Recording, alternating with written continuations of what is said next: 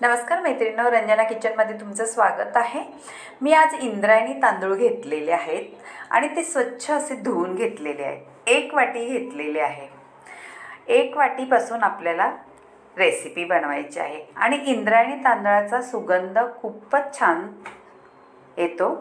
आपण असे शिजत घातले तरी पण सुगंध सुटतो। ही 1 वाटी भरून मी तांदूळ घेतलेला आहे आणि स्वच्छ धुवून घेतलेला आहे आणि तसाच ठेवलेला आहे। त्याला सुकवलेला नाही, काही नाही, असंच ठेवला होता। आता त्याच्यासाठी आता ड्रायफ्रूट्स घ्यायचे आहेत आणि 1 लिटर दूध घ्यायचे आहे। आपल्याला बनवायचे आहे इंद्रायणी तांदळाची खीर। मस्त सुगंध सुटणारी खीर बनणार आहे आणि पाणेदार करायची आहे। पाणेदार म्हटलं तर पहा मी कशी पाणेदार खीर बनवते ते पहा। आता मी ड्रायफ्रूट्स सगळे छान परतून घ्यायचे आहे, म्हणजे ते खिरीमध्ये दाताखाली आले का मस्त क्रंची लागतात आणि मनुके सुद्धा छान फुलले जातात आणि ते खायला खूप छान खमंग लागतात आणि मस्तच येते। आता आपण सगळे काढून घेऊ। ड्रायफ्रूट परतून झालेले आहेत। तूप आहे त्याच्यामध्ये। आता मी तांदूळ आपले परतून घ्यायचे आहेत।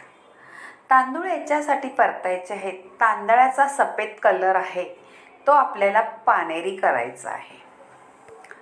तुपात तांदूळ परतल्याने छान फुलला जातो आणि त्याचा कलर पानेदार होतो, म्हणून आपल्याला तुपात छान परतून घ्यायचं आहे। परतल्यानंतर तांदूळ छान फुलला जातो आणि त्याचा स्वाद इतका अप्रतिम येतो तुपामध्ये परतल्यानंतर।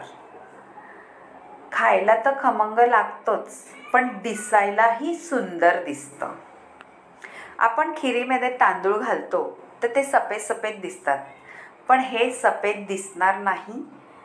असे परतल्यानंतर छान त्याचा कलर बदलतो आणि पानेदार आपली खीर होणार आहे। तांदूळ पानेरी कलरचा दिसतो। झालेला आहे परतून। आता थोडा वेळ छान मंद आचेवरती घोळून घेते मी आणि गॅस बंद करून आपल्याला तांदूळ काढून घ्यायचा आहे टोपामधून।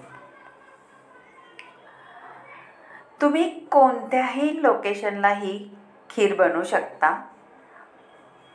नैवेद्याला बनवा किंवा तुम्हाला काही गोड खाऊ वाटत असेल तर बनवा। छान झालेली आहे।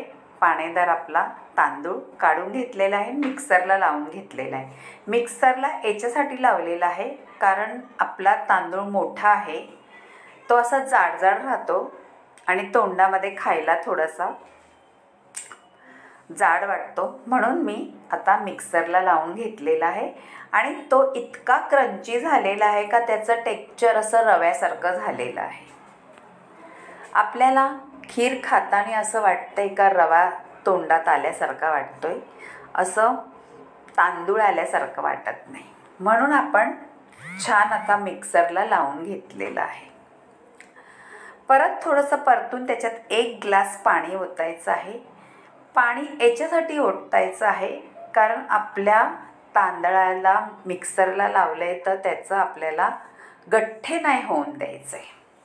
छान मोकळा झाला पाहिजे आपला तांदूळ आणि पाणी ओतल्यानंतर थंड मोकळा होणार आणि 1 उकळी आली का छान मोकळा तांदूळ होतो।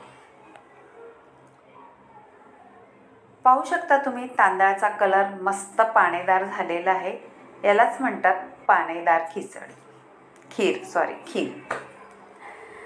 आता उकळी आलेली आहे, आपण त्याच्यामध्ये घालून घेऊ दूध। 1 लिटर दूध घालायचं आहे।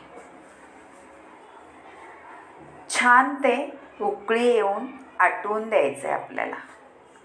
आपला तांदूळ शिजला पाहिजे त्याच्यामध्ये। तांदूळ शिजल्यानंतर छान घट्ट आपली खीर होते आणि खायला मस्त लागते.